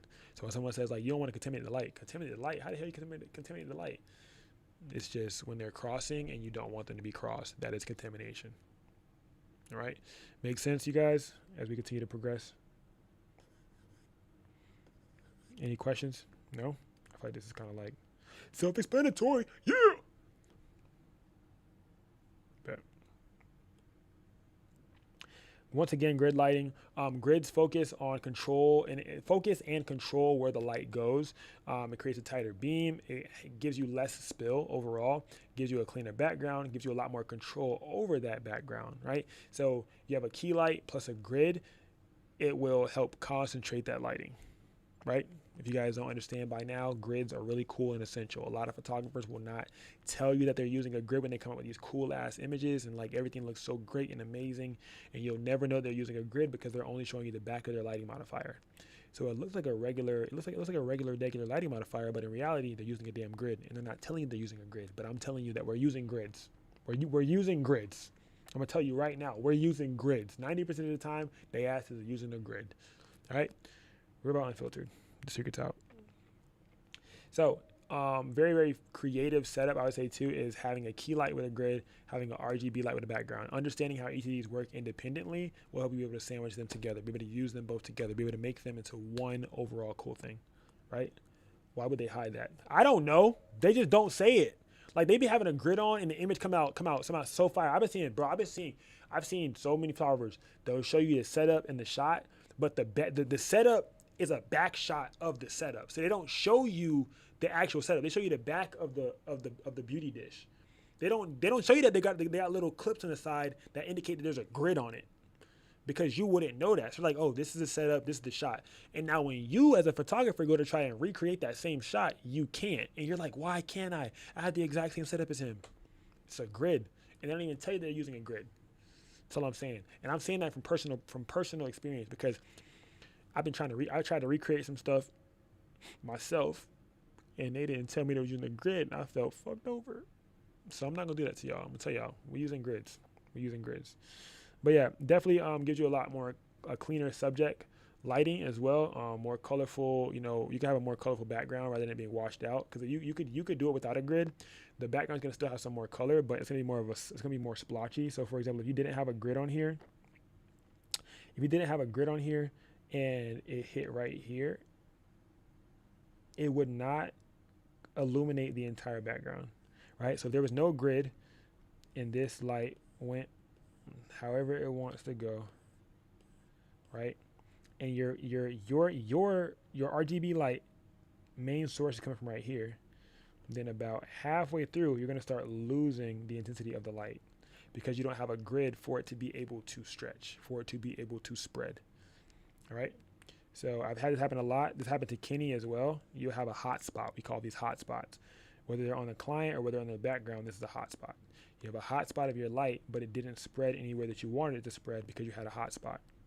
Right? What could help is adding a grid one, but also angling your light in a direction to where it hits more of the background and not only on one portion of the background. Okay. What degree grid? What do you mean degree? What degree grid are you using? Or what degree grid? Degree metal. I mean, well, metal grid for the beauty dish, and then you have the mesh grid for the soft boxes. Some are softer than others, some are harder than others. I like the kind of harder ones. I mean, they're all in my Amazon thing, that the ones that I use, the exact ones that I use. So yeah. And yeah, love you guys. Lighting is not about how many lights you own, gang. It's about the placement. It's about how you control them, and it's about the intention behind the placement and behind what you're looking to do with your lights. Okay, so overall, I feel like I would say master one light. One light is the foundation. So try to master that foundation, and then figure out how to use a reflector with that one light. Then go into 2 light setups, and then get creative.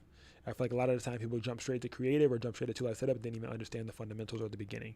Start off with one light, then go to reflector control, and then go to 2 light setups, and then get creative. All right. 2 light setups is that pivotal point. Once you go from one light to reflector to 2 light, that is that pivotal. It's kind of why I highlighted that. That is that pivotal point. That's where, like, when you get that second light, that's when you're like, oh shit, it's real. You know what I'm saying? That's when things start to like really like change for you, because you started implementing everything that you learned in 1 and 2 into 3, and you're like, damn, this one of them ones. So yeah, anybody got any questions before we close out? I got a wedding tomorrow, bro. Gotta make sure I charge everything up. I gotta make sure all my batteries are charged, like every last one, bro, even my big one. Any more questions? No? For real? Damn, y'all lame in hell.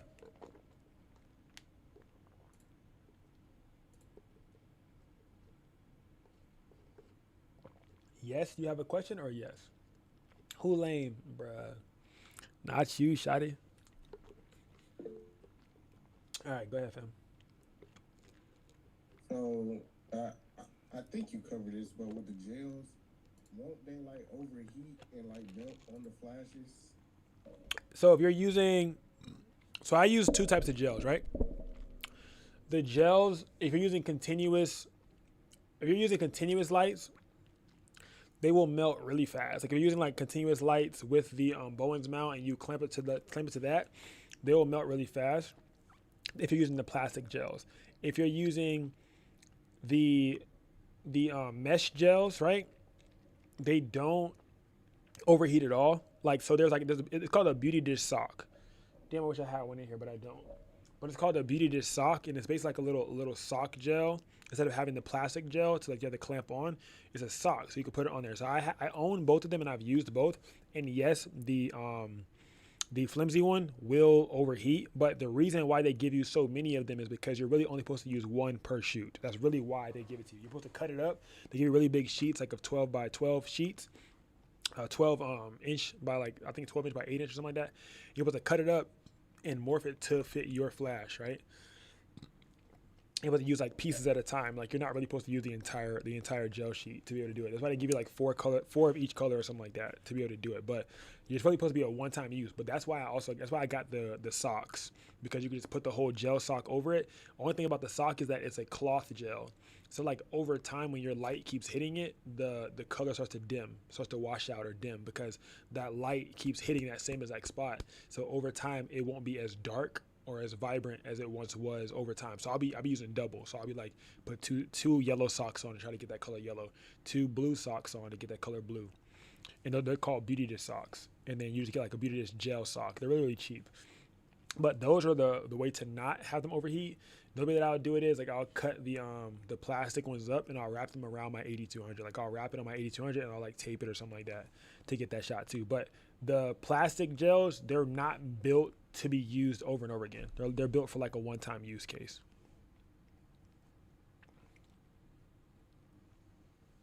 Back.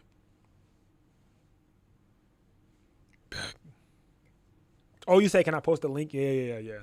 To the let me do it right now. Go ahead, Dapper. So I'm gonna go back to the earlier lighting setups because I'm nowhere near the RGB and the gels just yet. For the single light or 2 light, I feel like I feel like I just rely on 2 light because I don't know how to use the reflector well. Like a lot of my shots have been 2 lights. So like the last shot I referenced your video for I go to 1 to 2 light setup where the back has a grid on it and the front is just a regular beauty dish. Yeah. But I guess my question for you is that for the single light, is there a way that I can put this like a good reminder of the way so that I don't cut off, because when I use a single light, usually I tend to cut my client with the shadows. So that's why I try to go lighter. That's why I've been asking you about the going ambient lighting, because the shadow difference isn't too much. Because I would like to be able to just shoot with 1 light, or is it that I need to have a reflector? If I'm going to go with 1 light. 2 things. It could be reflector or modifier. So like you may need to use umbrella. You know what I'm saying? To be able to get that the brighter shadows. If you don't want to use a reflector at all, you want to use one thing. But the only thing about umbrella is you don't want to use an umbrella on location. But like in a controlled lighting situation, umbrella is definitely like a best friend for you. Rather than using like a deep dish like softball or something like that, umbrella would be like the best thing for you. And then if you don't want to go umbrella, then you have to go reflector if you're going to do 1 light setup.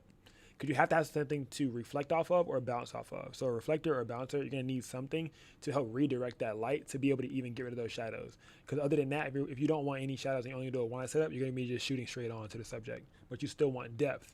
So in order for you to redirect that light, you have to have a reflector or a light or a bigger lighting modifier to help the light travel where you want it to go, to be able to shape that light. Okay. All right, I'm gonna try. I have a shoot on Saturday at 9 a.m. at the gym, so I'm gonna try the 1 light setup. I tried to do this last time. I'm literally gonna take a picture of my setup and I'll put it in the class. And just With the reflector? Huh? With the reflector? Yeah, I'm gonna try to put my reflector where I'm gonna have it, where I think she'll be. So I'm coming extra early just for this, because I want to be able to have my light set up and my shots ready to go. So I really only spend 15 minutes, because I know usually when you use 15 minutes, I feel like I use 20, maybe 25 minutes of trying to get to where I need to be. Yeah. I still get some good shots in there and the client feels comfortable. The good thing about it being a D1 yapper, I know how to chat with people. Yeah, while figuring it out. Yeah. While figuring it out.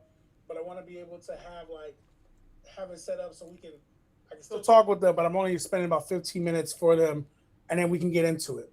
You know? All right, bet. So especially like if you're going to use your reflector, make sure that your reflector is in front of your light and not below your light. Like don't have your reflector right below the light. Have your reflector in front of the light. You get what I'm saying? So that way it has enough spill to actually hit the reflector. Because a lot of the time, like how Brittany asked earlier, she had her flash too close to the reflector. Like the reflector and the flash distance of each other were too close. Like the distance, like the flash is up here, the reflector was right below it. That's too close. The reflector needs to be more in front of the flash. So that way that spill can hit the reflector for you to see a difference.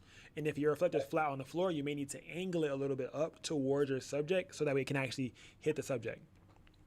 Okay. All right, I'm gonna try the angling because like I said, I've used Yeah. flashes. I even held them out in front of the flash, and I thought I had it far enough. So I'm going to, like I said, I'm definitely gonna What not need to power? rewatch this What power video. are you at too? Like for you to not see a difference? Because I'm not gonna lie. Like if you see a good amount of flash hitting the subject's face without a reflector, then adding the reflector in, you should immediately see a difference. Because like even like I mean I showed y'all in class, like just immediately putting the reflector there just immediately changed everything. Like you should really be able to see the difference. Like so because like maybe your reflector isn't the right placement, but is your 45-degree off? Like when you're aiming it up Right. top, is that angle? Is it actually a good angle in the subject, or?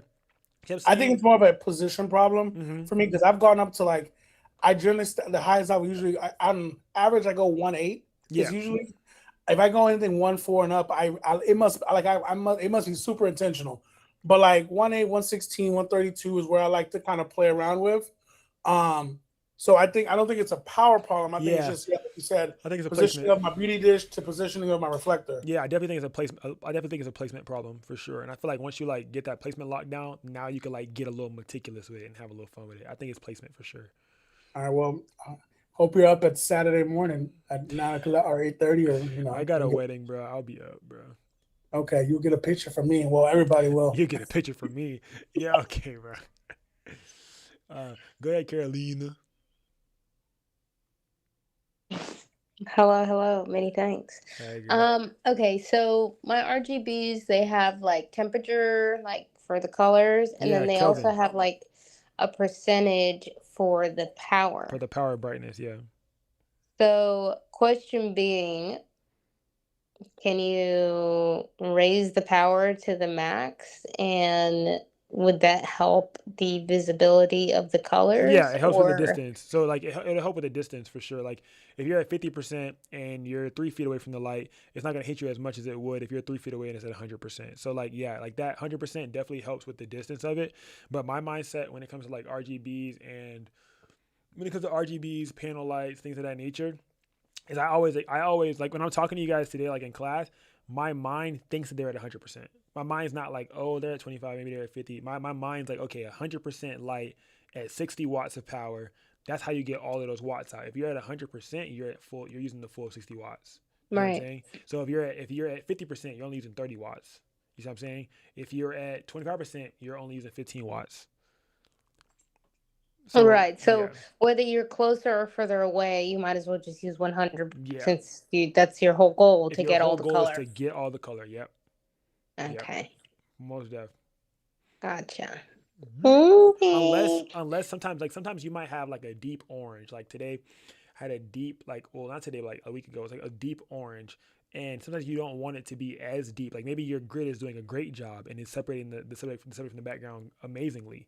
And now the background is really, really deep orange. Maybe you want to maybe now you go down in the percentage because you feel like it's too deep of an orange. You want to be a less or a lighter color. That's when I would go down in the percentage. But further or away, I'm always at 100%. And then if I feel like it's too much color on the background, then I'll start to reduce.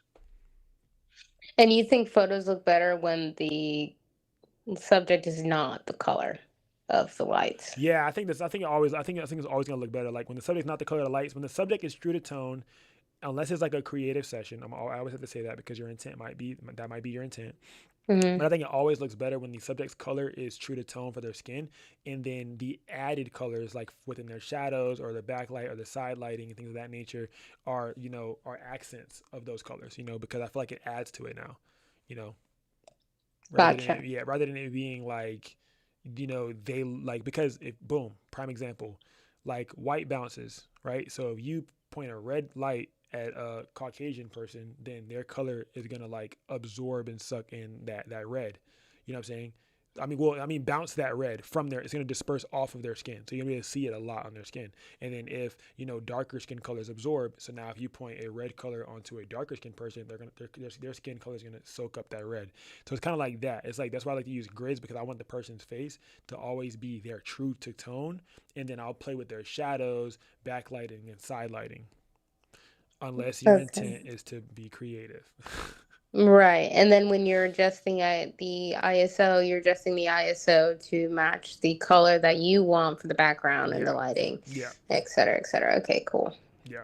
So everything's like a build off. So like after you go through the foundation, then it's like, okay, now we're building everything up. So just like how I was saying here is like light, one light, reflector, control, two light, then creative. It's like you want to build off everything, because after you start understanding everything that goes into a one light, then you understand what goes into a one light plus reflector, then you understand what goes into a two light. Okay, now I understand fully how this works. Now I can understand how creative lighting works. Like positioning and all that stuff is what starts to like really elevate your photography from there forward. Right. Gotcha. Okay. Yeah. I think all my photos came out pretty neat. Yeah. I definitely have to use a grid next time though to see how that works.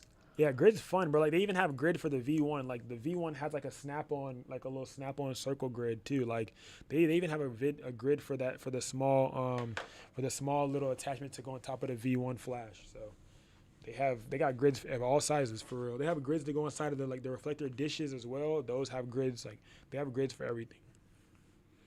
Sweet. Yeah, thankfully that beauty dish you linked us, it came with a grid. Yeah, it came with a grid in it.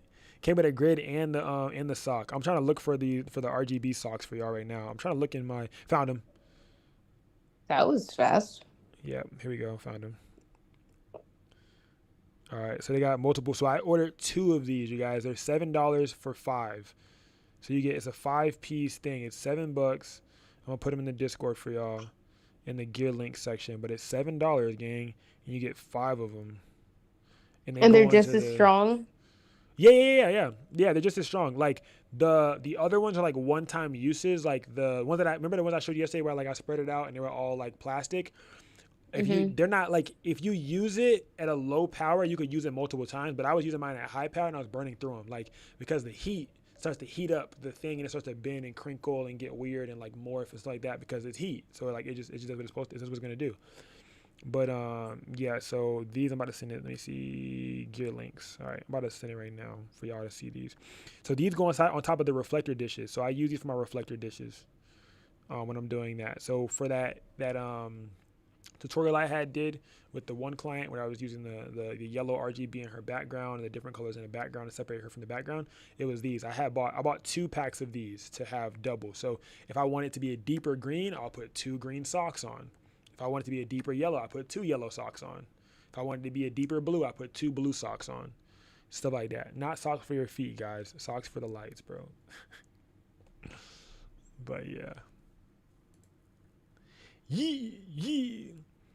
But we had a low key, we had a small but condensed but like locked in class today. I like it. It wasn't bad for real. You guys were locked in things of the nature for sure. Make sure YouTube's straight. YouTube, y'all good? YouTube, if y'all want to be a part of the class, bro, just join, bro. You know what I'm saying? But yes, and that's it for you guys today. See you guys on Monday. I may try to create. When I do homework, I try to create homework that everyone can do because I know everyone's limited on gear. So I try to like create certain, like I can't say like, oh, practice doing gel lighting if everyone doesn't have a grid, or practice doing 2 light, or you know what I'm saying, everyone doesn't have 2 lights. Because I was like, oh, like if I could try to do something with grids, but everyone doesn't have a grid, because it would be cool to test everyone based on grids, but everyone doesn't have a grid. So little stuff like that, like trying to find an assignment that's universal enough for people, because some of you guys are like, oh, I couldn't do the overhead lighting because I don't have a lighting stand. I'm like, damn, now I felt bad because I'm like, oh, you don't have a lighting stand, so like it's kind of hard for you to try to do the assignment because you don't have a light stand. So little stuff like that. So I'm just trying to like figure out how I can navigate. But congratulations on making it this far, especially like making it through like week 2, bro.